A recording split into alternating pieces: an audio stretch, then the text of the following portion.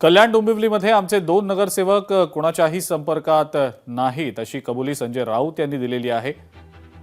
2 नगरसेवकांवर त्यामुळे कायदेशीर कारवाई होणार आहे असं संजय राऊत म्हणतात। हे 2 नगरसेवक आमच्या संपर्कात नाहीत असं संजय राऊत यांनी कबूल केलेलं आहे।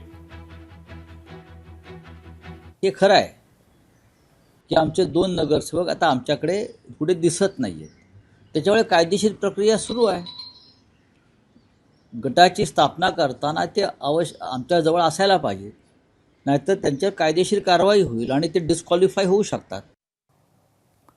सोलापूरमध्ये जिल्हा परिषदेसाठी बोरामणी गटातून तिकीट मागितल्यानंतर आपल्याला धमकी दिली गेली। माजी गृहराज्यमंत्री सिद्धराम म्हेत्रे यांच्याकडून जीवे मारण्याची धमकी देण्यात आली असा आरोप शिवसेनेच्या नेत्या अनिता माळगे यांनी म्हेत्रेंवर केलेला आहे। मी तिकीट नाकारलं मात्र धमकी दिली नाही असं म्हणत म्हेत्रेंनी त्यांच्यावर केलेले आरोप फेटाळून लावलेले।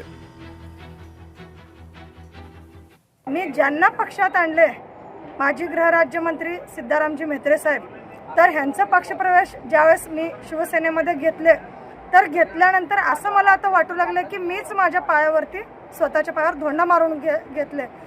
सगळ्यांना माहित आहे सिद्धराम म्हेत्रे कसं आहे, काय आहे, कोणाला आजपर्यंत धमकी दिल्याने, कोणाला सापट सुद्धा मारल्याने, गोळ्या घालायची तर लाभची गोष्ट। हे प्रकार काय म्हणजे अनिताताई माळगे यांना जिल्हा परिषदला उभारायचं होतं। मग त्यांनी जिल्हा परिषदेचा तिकिटासाठी प्रयत्न करत होते। तिथं आमचा धनेश साचलार म्हणून पहिल्यापासून काम करत होता।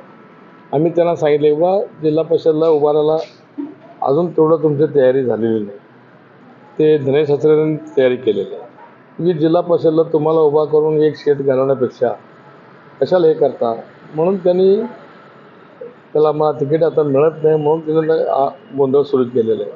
असलं काहीतरी दबाव आणून वरच्या लोकाला म्हणजे मुलाखत दिलं तर वरच्या लोकांपर्यंत जाईल असं तर परवा त्याने मीटिंगमध्ये पण मुंबईमध्ये त्यांनी शिंदे साहेबांसमोर हे सगळं सांगितलेलं आहे। त्यांनी